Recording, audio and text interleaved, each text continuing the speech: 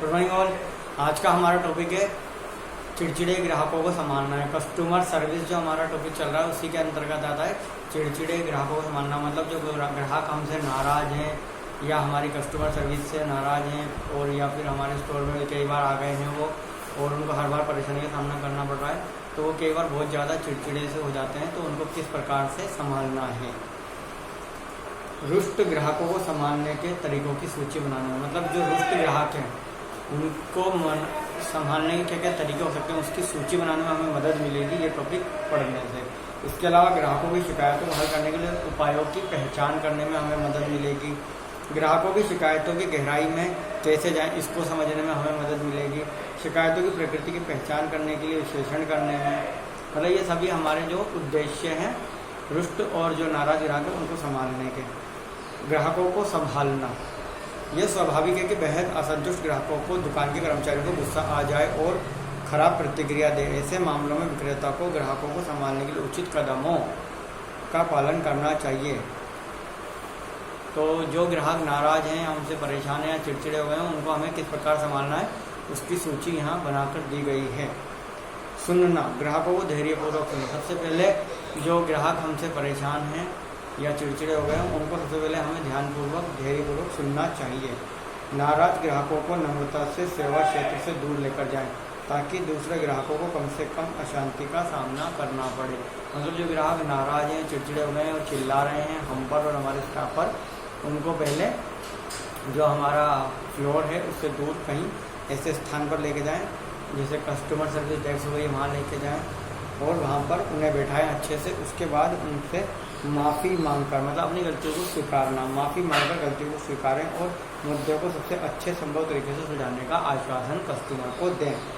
उसके अलावा ग्राहकों से पूछें कि वे क्या चाहते हैं।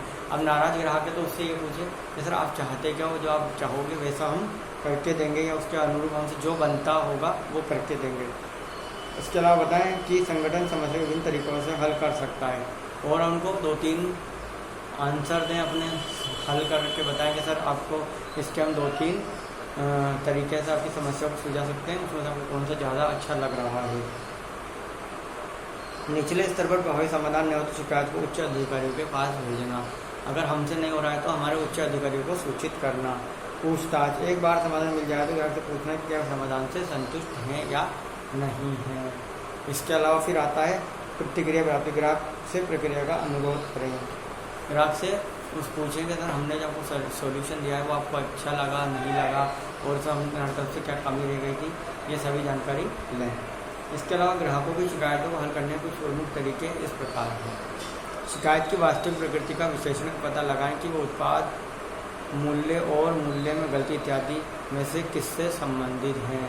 मतलब जो समस्या है वो हमारे प्रोडक्ट से है, उसके मूल्य से है या किसी और तकनीकी प्रॉब्लम या क्या प्रॉब्लम है। कस्टमर से सबसे पहले समस्या की प्रकृति का पता लगाएं। उसके बाद समस्या के बारे में अधिक जानकारी प्राप्त करने के लिए प्रासंगिक प्रश्न पूछें।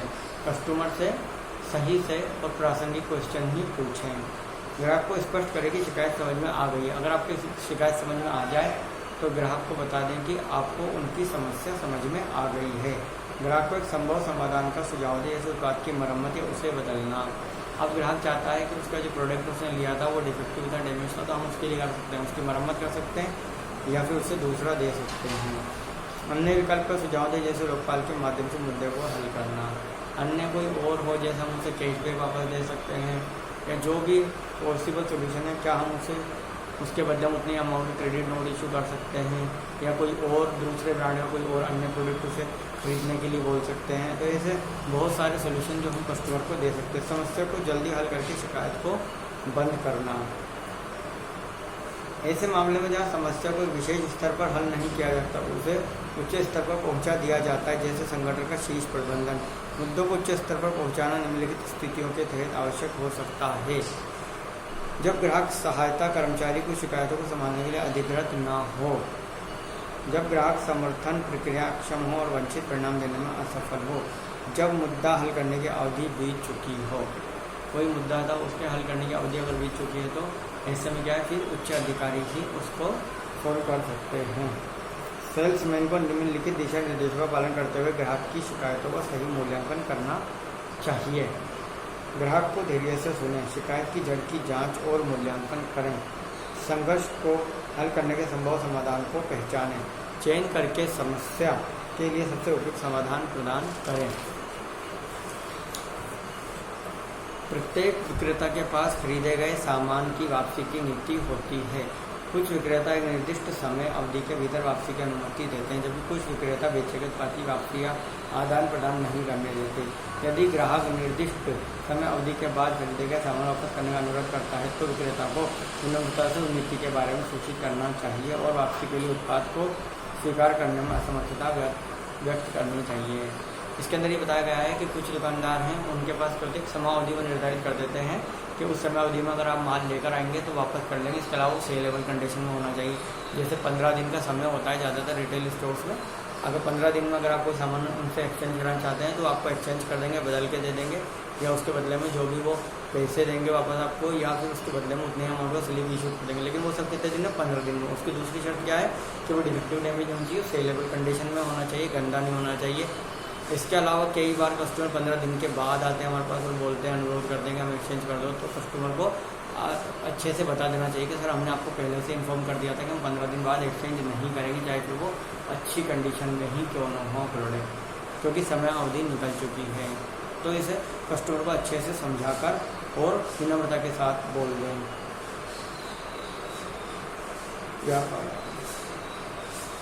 शिकायतों से निपटते वक्त ग्राहक की निष्ठा को बनाए रखना। शिकायतों से निपटते वक्त ग्राहक की जो भी शिकायत है उससे निपटते वक्त जो ग्राहक की हमारे अंदर निष्ठा है उसे हमें बनाए रखनी है। मतलब जो विश्वास है ग्राहक का हमारे अंदर वो भी हमें बनाए रखना है। ग्राहक की निष्ठा बनाए रखना। ग्राहक की शिकायत से निपटते वक्त विक्रेता को सुनिश्चित करना चाहिए कि ग्राहकों की निष्ठा बनी रहे। निम्नलिखित सुझावों का पालन करें, इससे संभव बनाया जा सकता है। ग्राहक का हमें विश्वास किस प्रकार बना रहेगा? पहली बात तो ये, ग्राहक के साथ शांति और विनम्रता से निपटे। रुष्ट ग्राहकों से भी, चाहे से वो नाराज ग्राहक ही क्यों ना हो। ग्राहकों की समस्याओं के बारे में चौकन्ने रहें। ग्राहकों की जो भी समस्या है उनके बारे में चौकन्ने रहें और वो समस्याएं ग्राहकों को ना आए ऐसा प्रयास करते रहें। ग्राहकों से बहस करने की बजाय उन्हें उचित समाधान उपलब्ध कराएं। ग्राहकों से बहस ना करें बल्कि उन्हें उचित समाधान उपलब्ध कराएं। कुछ ग्राहक उन्मुख सुझाव जिनका पालन करना चाहिए वह हैं। ग्राहकों को ध्यान से सुने, उन्हें पहले बात खत्म करने दें। जो ग्राहक बोल रहा है उसकी सुने, उसे अच्छे से सुनने के बाद ग्राहक को पहले बोलने दें। उससे सुनने के बाद ही आप कोई प्रतिक्रिया दें।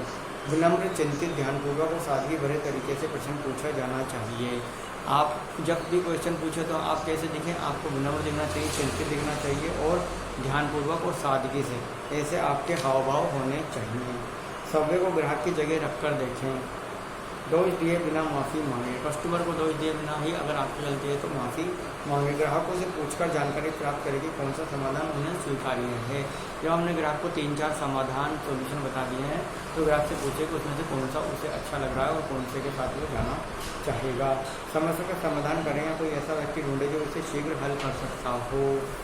मतलब समस्या का समाधान ढूंढें और कोई ऐसा व्यक्ति, मैनेजर जो उसके जल्द से जल्द समाधान कर सकता हो उसे बताएं और उस समस्या का जल्द से जल्द समाधान करें।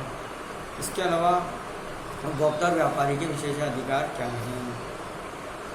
व्यापारी वह व्यक्ति है जो कारोबार, व्यापार, व्यवसाय या शिल्प से संबंधित गतिविधियाँ करता है। शब्द व्यक्ति का यहाँ अलग अलग अर्थ है। यह व्यक्ति या एक कंपनी, दान या सामाजिक कार्य करने वाला गैर लाभकारी संगठन, एक स्थानीय लोक प्राधिकरण हो सकता है। यह सरकारी विभाग भी हो सकता है।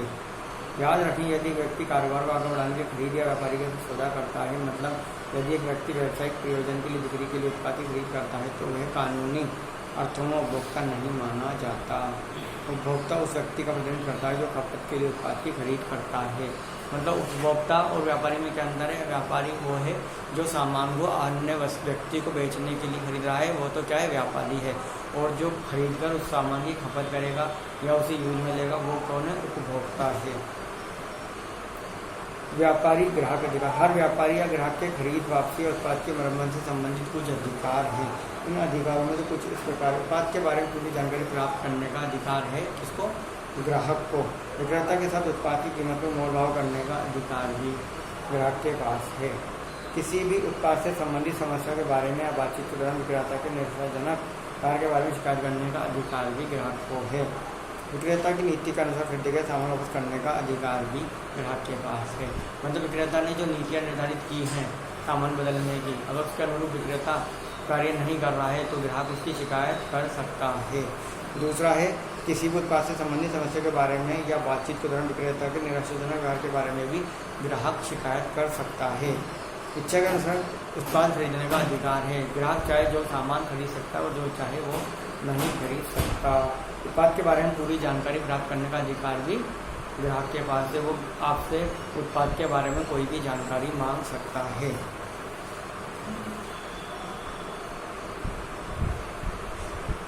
स्टेपल पर एक प्रस्ताव के बारे में ग्राहक के सवाल के लिए उचित प्रक्रिया को पहचानें। हम सभी प्रकार के स्टेपल बेचते हैं। हमारे पास 5 किलोग्राम चीनी पर विशेष छूट है। हमारे यहाँ विशेष ऑफर है। 5 किलोग्राम बासमती चावल, 5 लीटर सनफ्लावर तेल, 2 किलोग्राम चीनी। मतलब इस प्रकार से जो भी आपके चल रहे हैं ऑफर उसके बारे में ग्राहक को पूरे तरीके से बताएं।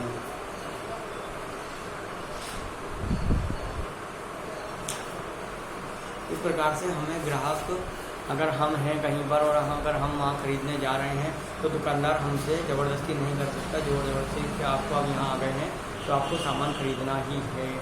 और अगर हमें कोई एक्सचेंज कराना है सामान, तो जो भी नीतियाँ निर्धारित की गई हैं उसके अनुरूप ही हम उसे बदलवा सकते हैं। अगर कोई दुकानदार ने बोला कि आप इस सामान को 15 दिन में बदला सकते हैं और अगर ये सेलेबल कंडीशन में तो आप इसे एक्सचेंज कराने ला सकते हैं। और अगर आप जाते हैं और दुकानदार ऐसा करने से मना करता है तो आप उसकी शिकायत कोर्ट में कर सकते हैं।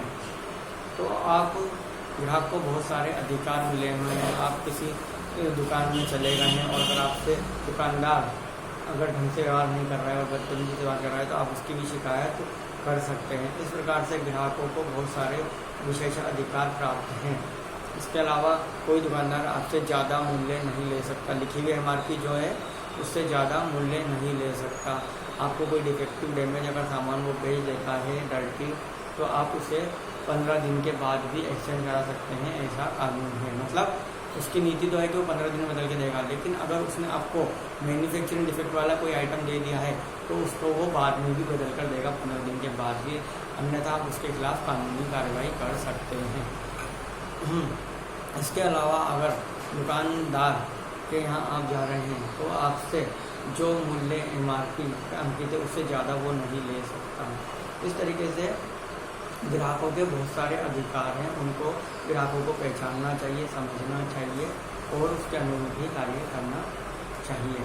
इसके अलावा आप जब भी किसी रिटेल स्टोर में जाते हैं तो आप वहाँ पर किसी भी प्रोडक्ट की कोई भी जानकारी मांग सकते हैं उनसे और उनका कर्तव्य बनता है कि वो आपको पूर्ण जानकारी प्राप्त करें, आधी अधूरी जानकारी नहीं दें। जब भी आप किसी इलेक्ट्रॉनिक स्टोर में जाएं तो आप उसके बारे में पूरी जानकारी ले सकते हैं। वहाँ पे जो कस्टमर केयर एसोसिएट से करते हुए बनता है आपको उसके बारे में सभी जानकारी देगा। आपको कोई आधी अधूरी जानकारी देकर कोई प्रोडक्ट ना बेचा जाए, ये आपकी भी जिम्मेदारी, आपको भी ध्यान रखना है। इस प्रकार से कस्टमर सर्विस बहुत बड़ा चैप्टर है रिटेल का, जिसके अंदर बहुत सारे ग्राहक के अधिकार, दुकानदार के अधिकार सभी हैं। अब आपको भी दुकानदार की बहुत सारी मजबूरियाँ समझनी चाहिए। जिस प्रकार से आप अगर 15 दिन बाद जाएंगे तो उसने भी क्या, दुकानदार ने आगे से जब माल उठाया था तो उसने भी वहाँ पर विक्रेता से माल खरीदते समय 15 दिन का अनुबंध किया था कि 15 दिन 20 दिन का अनुबंध उनका होता है महीने भर का, तो 15 दिन का टाइम आपसे लेते हैं, 15 दिन का टाइम उनको मिलता है एक्सचेंज कराने के लिए आगे। तो इसलिए आपको उस निर्दिष्ट समय में जो दिया गया दुकानदार का उसी में बदलवाना चाहिए। इसके अलावा वो टाइम को भी ध्यान रखना चाहिए कि सुबह के टाइम बदलना है, शाम के टाइम बदलना है। कई दुकान वाले सुबह से शाम तक सामान बदलते हैं, कई लोग लेकिन कुछ निश्चित समय पर ही सामान बदलते हैं। इस प्रकार से हमें दुकानदार की भी परेशानियों का ध्यान रखना चाहिए। दुकान खुलते हम एक्सचेंज कराने पहुँच जाते हैं तो कई लोग इसे अच्छा नहीं समझते, तो इसलिए एक पर्टिकुलर टाइम होता है कई दुकानों का एक्सचेंज करने का, वो उनसे पूछ लेना चाहिए। ठीक है, हम आपसे सामान खरीद रहे हैं, 15 दिन के अंदर बदलवा भी देंगे, लेकिन फिर भी एक दिन के अंदर किस टाइम पर हमें आना है, किस टाइम पर आप बदल के देंगे। इस प्रकार से हमें पूर्ण जानकारी ले लेनी चाहिए और उनसे कोई भी प्रोडक्ट खरीदते समय सभी बातों पर पूर्ण रूप से विचार कर लेना चाहिए और सभी जानकारी दुकानदार से ले लेनी चाहिए। अगर ये ख़राब होगा, अगर ये डिफेक्टिव हो गया कुछ ही दिनों में, तो इसकी क्या बदलने के क्या नियम होंगे, इसके बदलने के बदले हमें वापस पैसा मिलेगा, दूसरा प्रोडक्ट मिलेगा, या फिर इसके बदले में हमें कोई स्लिप मिलेगी जिससे हम कोई और दूसरा प्रोडक्ट खरीद सकते हैं। तो इस प्रकार से हमें दुकानदार से सभी जानकारी ले लेनी चाहिए, सभी बातें पूछ लेनी चाहिए, जिससे कि बाद में हमें किसी प्रकार की कोई दिक्कत ना हो और ना ही दुकानदार को किसी प्रकार की कोई दिक्कत हो। Thank you.